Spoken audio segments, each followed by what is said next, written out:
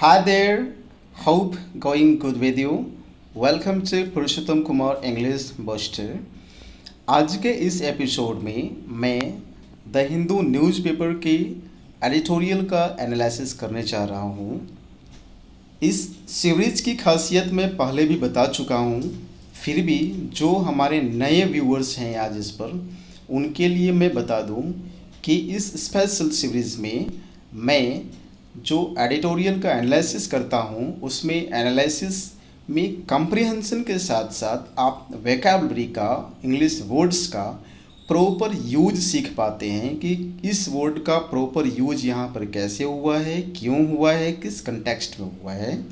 Similarly आप grammar सीख पाते हैं, आप सेंटेंसेस का स्ट्रक्चर सीख पाते हैं। तो यह सीरीज़ और इस सीरीज़ के सारे वीडियोज़ आपके लिए बहुत ही उपयोगी हैं, आप इसे देखते रहें। नाउ आई रिक्वेस्ट दोज जिन्होंने भी मेरे चैनल को अभी तक सब्सक्राइब नहीं किए हैं, प्लीज़ आप इसे सब्सक्राइब करें और बेल आइकन को दबाना बिल्कुल भी ना भूलें ताकि आने वाले वीडियोज़ की नोटिफिकेशन आप तक पहुंचती रहे। Now let's move into the main part of this video, I mean the editorial part. Reform with caution. इसका मतलब क्या हुआ? रिफॉर्म का मतलब आप पहले समझ लें कि पहले जो स्थिति थी उससे अब कुछ नया, मतलब पूरी तरह से सही नहीं लेकिन पहले की अपेक्षा अब ज़्यादा बेहतर। तो रिफॉर्म का मतलब यहाँ पर सुधार के सेंस में है। विद कॉशन, कॉशन का मतलब सतर्कता के साथ, ठीक है।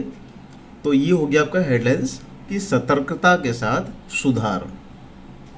Criminal law reforms, criminal law जो है उसमें सुधार should not be made by, उसमें जो सुधार है वो नहीं होना चाहिए by quick fire means. Quick fire means का मतलब ऐसा माध्यम या ऐसे तरीके जो आप बिना सोचे समझे, ज़्यादा बिना आप ढंग से सोचे समझे आप जल्दी जल्दी में कुछ भी डिसाइड कर लेते हैं, दैट्स क्विक फायर मीन्स, है ना। तो बिना बढ़िया से सोचे समझे आप डिसीजन नहीं ले सकते हैं क्रिमिनल लॉ रिफॉर्म्स के लिए। रिफॉर्म मतलब सुधार, ओके। ओ विदाउट, और उसके बिना, किसके बिना? Void consultation. कंसल्टेशन का मतलब आप जितने भी स्टेक होल्डर होंगे उन सारे लोगों से आप उसमें राय लेंगे कि इसमें क्या करना चाहिए, जो किया जा रहा है वो सही है या नहीं है, तो उसको कंसल्टेशंस बोलते हैं, ठीक है। तो स्टेक होल्डर्स जो होंगे किसी भी कानून के सुधार में, वो एक सिटीजन भी हो सकता है कंट्री का, ठीक है। इसके अलावा जो कि यहाँ पर क्रिमिनल लॉ के रिलेटेड है तो लॉयर्स हो सकते हैं, ज्यूरिस्ट हो सकते हैं and all that. And wide का सेंस में है यहाँ पर बड़े स्तर पर, ठीक है। यानी कि बड़े स्तर पर कंसल्टेशन किए बिना या जल्दी जल्दी में आप कोई क्रिमिनल लॉ में सुधार नहीं करना चाहिए, ठीक है। नेक्स्ट है the formation of a committee for the reform of criminal laws, यानी कि क्रिमिनल जो कानून है, क्रिमिनल के लिए जो कानून बनती है, तो उस क्रिमिनल लॉ में सुधार के लिए जो कमिटी तैयार हुई है, जो समिति बनी है, ठीक है, उसकी जो फॉर्मेशन का मतलब बनना है ना, उस जो कमिटी फॉर्म किया गया तो उसकी जो फॉर्मेशन हुई है by the union home minister, है ना, जो संघ गृह मंत्रालय है, विद एन अपरेंटली, अपरेंटली मतलब जाहिर तौर पे, with an apparently short time frame, मतलब छोटे टाइम पीरियड में ये बनाया गया है। लिमिटेड स्कोप, और स्कोप भी बिल्कुल सीमित रखा गया है फॉर पब्लिक कंसल्टेशन, है ना, लोगों की कंसल्टेशन के लिए। हैज़ कॉज्ड, यानी कि ये हो गया हेल्पिंग वर्ब, ये हो गया वर्ब का थर्ड फॉर्म। तो फिर सब्जेक्ट क्या हुआ? सब्जेक्ट इसमें क्या है? सब्जेक्ट इसमें है द फॉर्मेशन, हैज़ कॉज्ड। तो फॉर्मेशन सिर्फ कॉज किया है, किस तरह की फॉर्मेशन? तो ये the formation of a committee for the reform of criminal laws by the Union Home Minister with an apparently short time frame and limited scope for public consultation. This entire part of sentence is subject. Clear? ये पूरा का पूरा जो part आपको मैंने बताया ये subject है। सब्जेक्ट में किसी को कोई कन्फ्यूजन हो तो मेरे चैनल पर subject, predicate, phrase and close से रिलेटेड एक वीडियो है, आप उसे देखिए, उसमें डिटेल से बताया गया है। Next, has caused considerable. Considerable का मतलब यहाँ पर साइजेबल के सेंस में है, मात्रा के सेंस में ज़्यादा। कंसिडरेबल मतलब ज़्यादा। डिस्क्वाइट, ठीक है, यानी कि चिंता। यहाँ पर डिस्क्वाइट का सेंस चिंता के सेंस में है, वरी के सेंस में है, कंसर्न के सेंस में है, ठीक है। किसको चिंता हुई भाई? Among jurist. ज्यूरिस्ट किसको बोलते हैं? ऐसे पर्सन जो लॉ में काफ़ी ज्ञान रखते हों, एक्सपर्ट होते हैं, यानी कि लॉ के एक्सपर्ट को ज्यूरिस्ट बोलते हैं। यानी कि उनके बीच जो है वो चिंता काफ़ी हुई है। किसके कारण? ये जो फॉर्मेशन इस तरह की कमेटी का जल्दी जल्दी में और कम टाइम पीरियड में जो तैयार किया गया है, इसके वजह से, ठीक है। लॉयर्स, और कौन है? जो लॉयर्स हैं उनके लिए। एंड दोज, और कौन है? Concern with the state of criminal justice in the country, और ऐसे लोग जो देश में क्रिमिनल न्याय की स्थिति से कंसर्न विद का मतलब कंसर्न में विद लगा करके इंटरेस्टेड हो गया है ना, यानी कि ऐसे लोग जो इसमें इंटरेस्टेड होते हैं, संबंधित होते हैं, है ना, जो इसमें ज़्यादा रुचि रखते हैं, वैसे लोगों को ये चिंता में डाल दिया है, ठीक है। फ्यू, यहाँ पर ग्रामर का पोर्शन है, समझ ले। फ्यू विदाउट आर्टिकल है, इसका मतलब ये नेगेटिविटी बतला रहा है, बिल्कुल न के बराबर। कुछ, लेकिन बिल्कुल न के बराबर, कुछ भी न समझ के रखें, है ना। फ्यू का मतलब यहाँ पर समझेंगे कुछ भी नहीं, क्योंकि विदाउट आर्टिकल लगा है। अगर इसी में अ फ्यू लगता तो कुछ कुछ समझते हैं ना, थोड़ी सी मात्रा, लेकिन अ के बिना है, ये विदाउट अ आर्टिकल है, इसलिए ये कुछ भी नहीं के बदला रहा है। फ्यू वुड डिसएग्री, मतलब ना के बराबर लोग जो हैं डिसएग्री होंगे, असहमत होंगे विद द आइडिया, इस आइडिया से, दैट द करंट लॉ, जो वर्तमान में कानून है गवर्निंग क्राइम, है ना, क्राइम को जो चला रही है, जिस नियम के तहत क्राइम चलती है, गवर्न होती है, उसको देखा जाता है कि सही है गलत है। इन्वेस्टिगेशन, जांच, एंड ट्रायल, जो ट्रायल होता है कोर्ट में, जो डेट पड़ती है। रिक्वायर मतलब ज़रूरत है। मीनिंगफुल, यहाँ पर मीनिंगफुल रिफॉर्म का मतलब अच्छा खासा, है ना। मीनिंगफुल मतलब सही तरीके से आपको ज़रूरत है, इम्पॉर्टेंट रिफॉर्म की ज़रूरत है, ठीक है। अब यहाँ पर जो रिक्वायर है वो एक वर्ब हो गया, तो इसका फिर सब्जेक्ट क्या हो सकता है ना। The current laws governing crime investigation and trial, ये कंप्लीट सब्जेक्ट है और इसका वर्ब है रिक्वायर। एक और चीज़ आपको बता दें, देखिए सेंटेंस का जो फर्स्ट पार्ट है, few would disagree, few subject हो गया, वुड यहाँ पर हेल्पिंग वर्ब हो गया, एंड डिसएग्री जो हो गया वो वर्ब हो गया, यानी कि ये ये जो है खुद ही एक सेंटेंस है, ठीक है। अब इसी में आप देखें, एक सेंटेंस में आपको दो सेंटेंस मिल गए, जिसको हम क्लोज बोलते हैं। तो ये फर्स्ट क्लोज हो गया, फ्यू वुड डिसएग्री, किसके साथ? With the idea that the, इस आइडिया के साथ। अब वो आइडिया क्या है? The current laws governing crime, ठीक है, that the current laws governing crime investigation and trial require meaningful reform. अब यहाँ देखिए ये वर्ब हो गया और सब्जेक्ट क्या हो गया? The current laws governing crime investigation and trial require, therefore predicate, उसके बाद कौन हो गया? मीनिंगफुल रिफॉर्म, ठीक है। किसकी ज़रूरत है इसमें? मीनिंगफुल रिफॉर्म की ज़रूरत है, ऐसे सुधार जो बेहतर हो, ठीक है। तो इसमें दो हो गए सेंटेंस, एक सेंटेंस से आपको फ्यू मिला, फ्यू वुड डिसएग्री, और दूसरी सेंटेंस का जो है वो है the current laws governing crime investigation and trial require meaningful reform, यानी कि एक सेंटेंस में ये दो क्लॉज हैं। अब देख रहे हैं यहाँ पर देयर हैव बीन, देयर का यूज क्यों किया गया? देयर का इस्तेमाल तब करते हैं जब आपको ऐसा एक्सप्रेशन देना है कि कोई चीज़ कहीं पर स्थित है, एग्जिस्ट कर रहा है। जैसे there have been several attempts exist कर रहा है, यानी कि काफ़ी कोशिशें, है ना, बहुत तरह की कोशिशें। There have been several attempts मतलब काफ़ी तरह की कोशिशें की गई है ना। तो यहाँ पर टेम्पररी सब्जेक्ट के रूप में देयर का इस्तेमाल किया जाता है जब कोई सब्जेक्ट डायरेक्ट नहीं इस्तेमाल हो रहा हो तो, ठीक है। In recent decades. तो ये जो रिसेंट डिकेड्स है, डिकेड्स मतलब 10 साल, दशक, तो हाल के दशक में काफ़ी कोशिशें हुई हैं, क्लियर है, टू ओवरहॉल का मतलब कंप्लीट चेंज होता है, रिपेयर करना, कुछ नया करना, कुछ नया एडप्ट करना, to overhaul the body of criminal law. तो क्रिमिनल लॉ के जो निकाय हैं, जो उससे रिलेटेड जो इंस्टीट्यूशन है, उसमें परिवर्तन लाने के लिए, चेंजेस लाने के लिए काफ़ी सुधार हुए हैं हाल के दशक में। Comprising the Indian penal code of 1860 vintage. Vintage मतलब इम्पोर्टेंट पीरियड है, यहाँ पर इम्पोर्टेंट पीरियड के सेंस में विंटेज का इस्तेमाल किया गया है। कंप्राइजिंग मतलब इसमें कौन कौन शामिल है, IPC 8060, ठीक है, यह काफ़ी महत्वपूर्ण है IPC। The code of criminal procedure CPC, जिसको शॉर्ट में बोलते हैं, दैट वाज रीरिटन इन 1973, जिसको 1973 में दोबारा से लिखा गया था। And the Indian evidence act, है ना, भारतीय सबूत जो एक्ट है वो, दैट डेट्स बैक। अब यहाँ रखिए, यहाँ पर डेट्स बैक का मतलब होता है उस पीरियड को, जैसे डेट्स बैक टू 1872, मतलब 1872 में लिखे गए थे। नेक्स्ट देखते हैं, हाउएवर, फिर भी, कॉम्प्रिहेंसिव लीगल रिफॉर्म सब्जेक्ट हो गया, इज हेल्पिंग वर्ब हो गया, ठीक है। कॉम्प्रिहेंसिव लीगल रिफॉर्म, कॉम्प्रिहेंसिव का मतलब होता है व्यापक, इंक्लूसिव, है ना, जिसमें सब कुछ शामिल हो जाए, जिसमें हर तरफ के लोगों को, हर पहलू को शामिल किया जाए, वो हो गया कॉम्प्रिहेंसिव, क्लियर।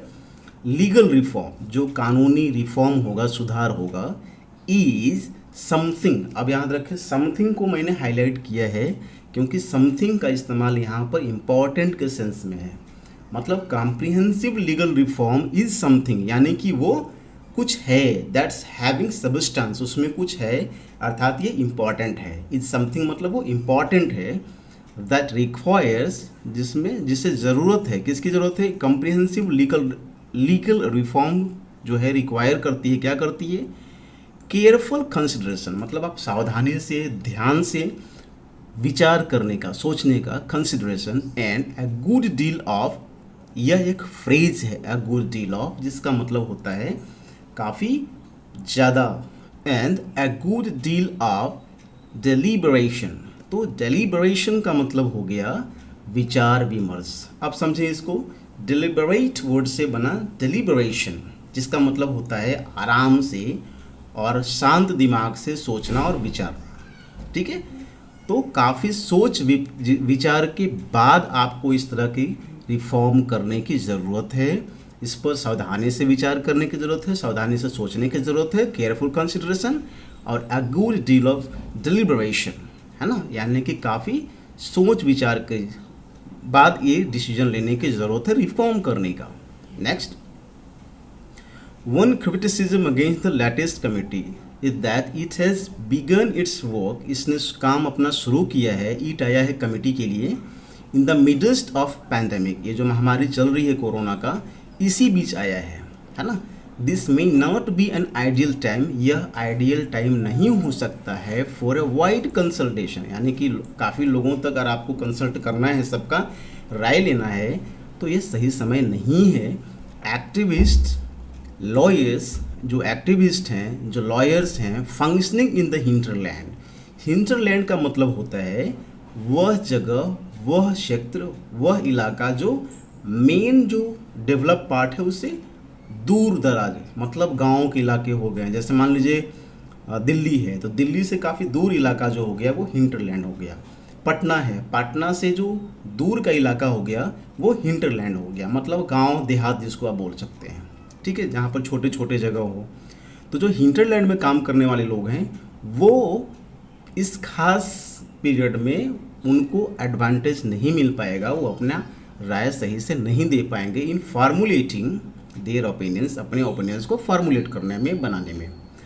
द पैनल्स, अब ध्यान रखें पैनल और कमिटी में क्या अंतर होता है। कमिटी जो होता है वह एक ग्रुप होता है जिसे ऑथराइज किया जाता है किसी चीज़ को किसी खास पर्पस के लिए, और पैनल जो होता है उस कमिटी में वो सारे लोग जो एक्सपर्ट होते हैं उनको हम पैनल बोलते हैं। ठीक है, तो जो पैनल का मैंडेट है, the panel's mandate appears quite broad.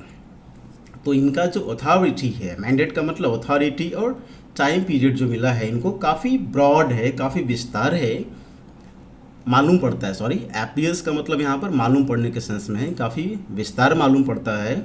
To recommend reforms, क्या करने में, रिकमेंड करने में, है ना,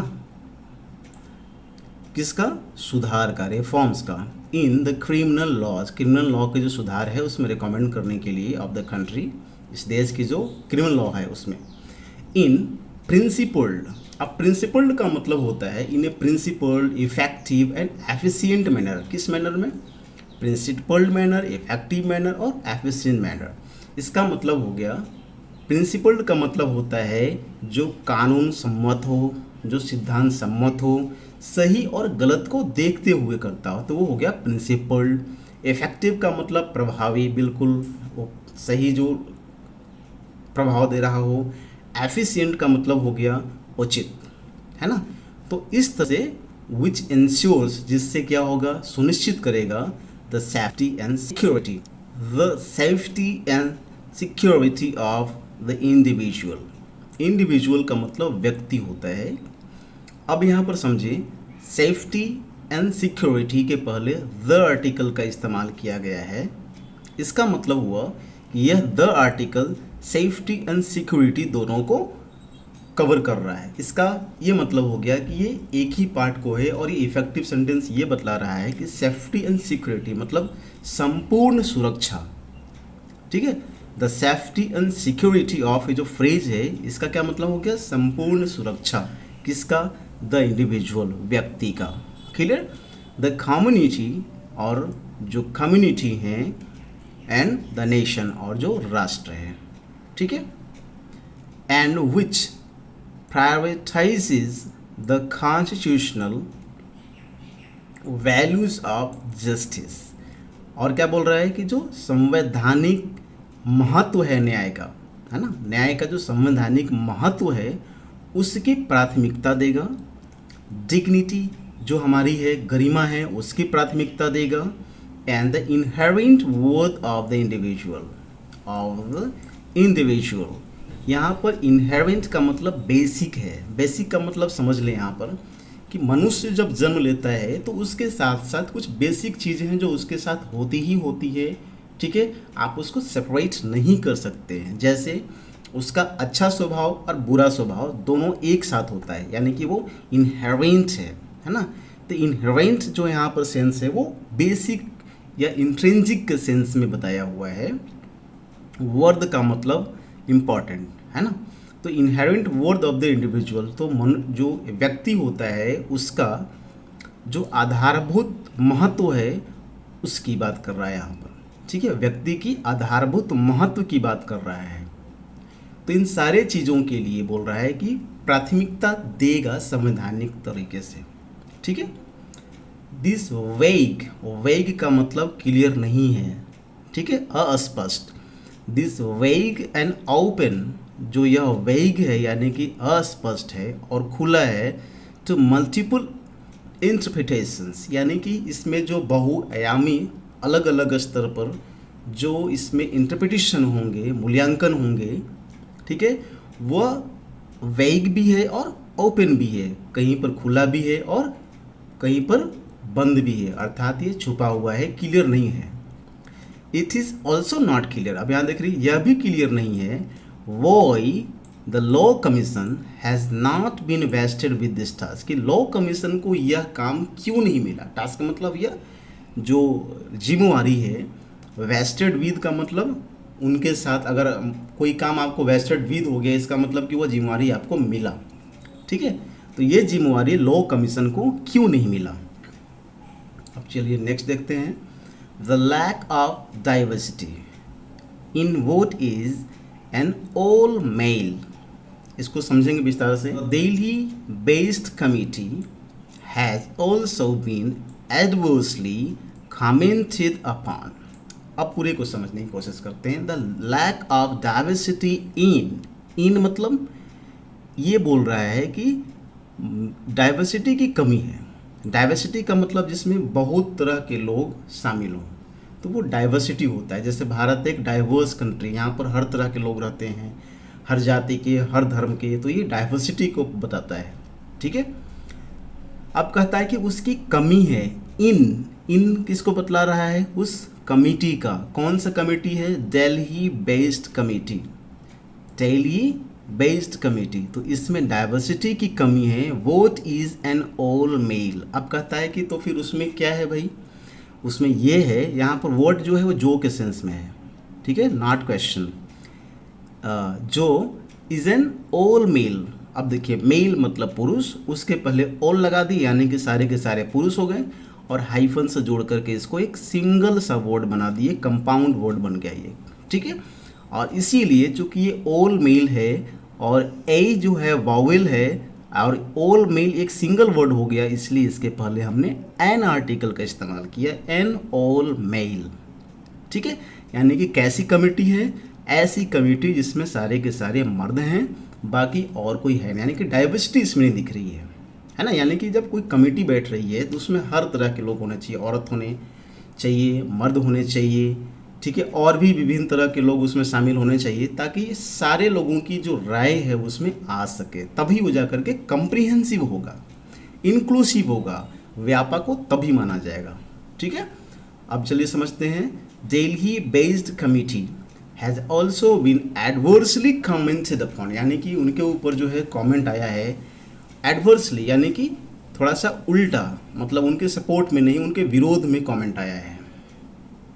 ठीक है। इन 2003 में the justice VS. Malimath committee, जो जस्टिस वी.एस. मलिमथ कमेटी जो था ऑन रिफॉर्म, सुधार के लिए in criminal justice system, criminal न्याय जो प्रक्रिया है, सिस्टम है, या उसमें सुधार के लिए हैड आया था, कम अप विद, है ना। कम अप विद का मतलब होता है कि कुछ आप नए आइडिया के साथ, नए विचार के साथ, ठीक है, नए लॉजिक के साथ अगर आप आते हैं तो कम अप विद हैं।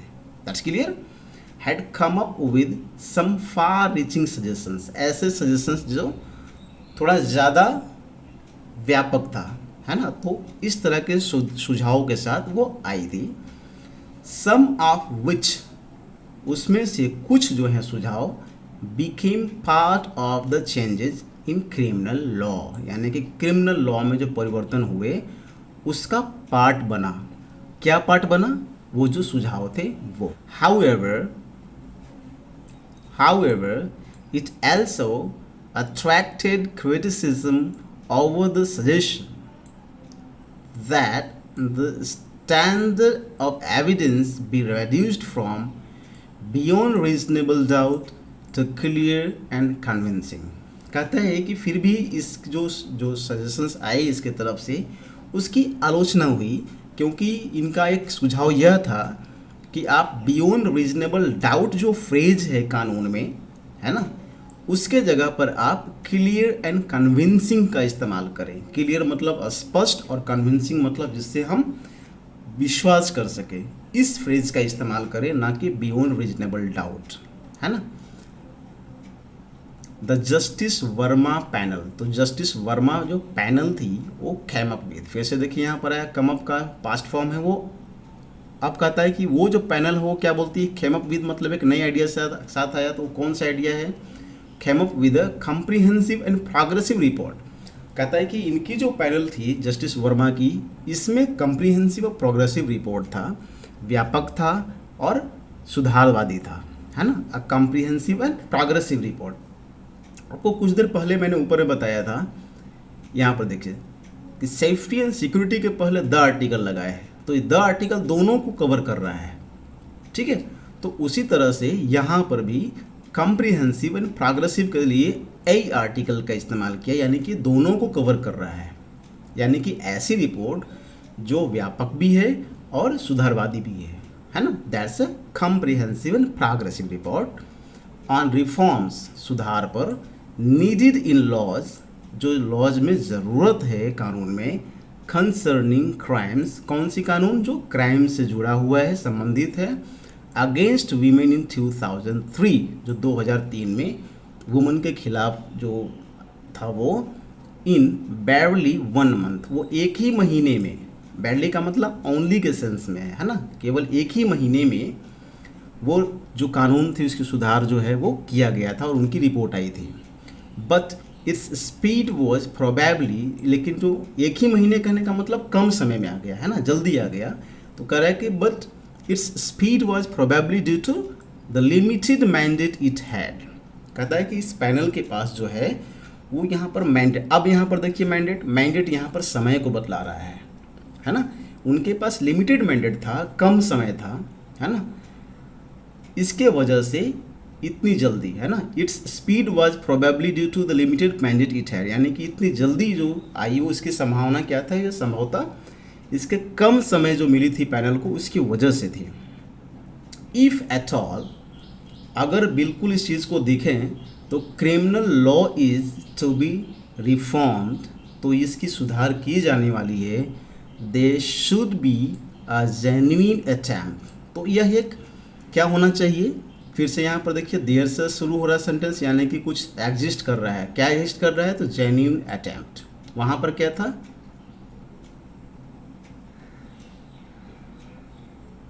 Yes there have been several attempts, यहाँ पर सेवरल अटेम्प्ट्स था, उसके लिए टेम्पररी सब्जेक्ट के रूप में देयर का इस्तेमाल हुआ।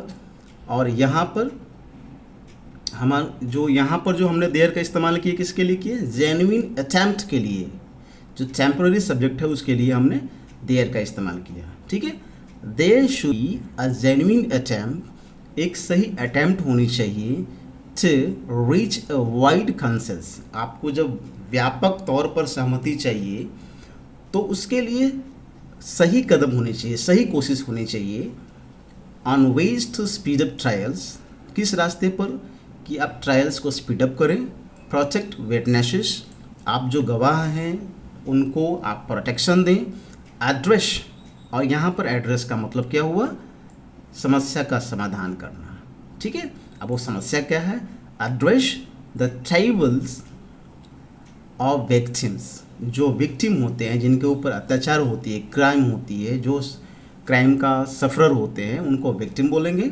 तो उनकी जो समस्या है उसका समाधान करना। अब समस्या यहाँ पर ट्राइबल्स क्या है, ट्रैवल्स का मतलब होती है ऐसी समस्या जिसमें आप दर दर भटकना पड़े, आपको कई यातनाओं से आपको गुजरना पड़े, है ना, हर तरह के लेयर से गुजरना पड़े, तो ऐसी जो प्रॉब्लम होती है, समस्याएं होती है, उसको ट्राइबल्स बोलते हैं। That's clear. Improve investigative mechanism, तो जांच के जो तरीके हैं, जो मैकेनिज्म है हमारे पास, यंत्र है, जो तरीके हैं, उसमें सुधार की ज़रूरत है। एंड मोस्ट इम्पॉर्टेंटली, और ख़ास करके जो महत्वपूर्ण चीज़ है वो क्या है, एलिमिनेट टॉर्चर, कि आप टॉर्चर को समाप्त करें, है ना। टॉर्चर बहुत होता है लोग, है ना, इधर से उधर भटकने में, हर तरह से हर लेवल पर टॉर्चर होते हैं, तो ये चीज़ नहीं होना चाहिए, ठीक है। तो इस तरह का सही सुधार की और सही कोशिश की आवश्यकता है। An impression should not gain ground that wide ranging changes are short to be made within a short frame। अब यहाँ पर कहता है कि इस तरह का इम्प्रेशन नहीं आना चाहिए, ग्रेन ग्राउंड का मतलब लोगों के बीच में इस तरह का इम्प्रेशन नहीं आना चाहिए, दैट वाइड रेंजिंग चेंजेस, अब आप बड़े पैमाने पर जब परिवर्तन ला रहे हैं, सुधार कर रहे हैं, are short to be made within a short period of time, तो आप छोटे फ्रेम में, छोटे समय में, थोड़े से समय में उसमें सुधार नहीं करें। And based on limited inputs, और उसका आधार जो है वो बिल्कुल लिमिटेड इनपुट्स पर हो। इनपुट्स का मतलब होता है जो हमें फीडबैक मिलता है, लोगों से हम लेते हैं, सुझाव जब मांगते हैं, और जो लोग सुझाव हमें देते हैं, तो उस सुझाव को इनपुट का यहाँ पर सेंस दे रहा है। तो यहाँ पर इनपुट्स का मतलब सुझाव आप समझेंगे, है ना। तो जो लिमिटेड सुझाव जो आएंगे, आप उसके आधार पर, ये फर्दर देखिए यहाँ पर लिखा है फ्रॉम द पब्लिक, है ना। तो पब्लिक के द्वारा जो इनपुट्स आएंगे, यानी कि सुझाव जो आएंगे, उसका आप आधार लेकर के, जो लिमिटेड है, कुछ ही लोगों के द्वारा आएगा, छोटे समय में आएगा, व्यापक सही समय पर सही समय उनको नहीं मिलेगा, तो इस आधार पर अगर आप कानून में परिवर्तन लाएंगे तो वो थोड़ा सा इम्प्रेशन सही नहीं देगा। Reform is best achieved through, कहता है कि सबसे अच्छी सुधार तब अचीव कर सकते हैं, थ्रू अ क्वेश्चन, जब वो आप सचेत होकर के सोच समझ करके एंड इंक्लूसिव अप्रोच ले, मतलब व्यापक तरीका से आप सही तरीका का इस्तेमाल करें जिसमें हर चीज़ों को देखते हुए, हर पहलुओं को देखते हुए डिसीजन लें। ठीक है, I hope I have made my points clear. आपको काफ़ी सारे वर्ड्स भी मिले होंगे सीखने को, ग्रामर्स भी मिले। अब ये जो पिंक से हाईलाइटेड वर्ड्स हैं, इनका मैं आपको सिनोनिम्स में नीचे में दे देता हूँ, आप इसका स्क्रीनशॉट लेना चाहें तो ले लें।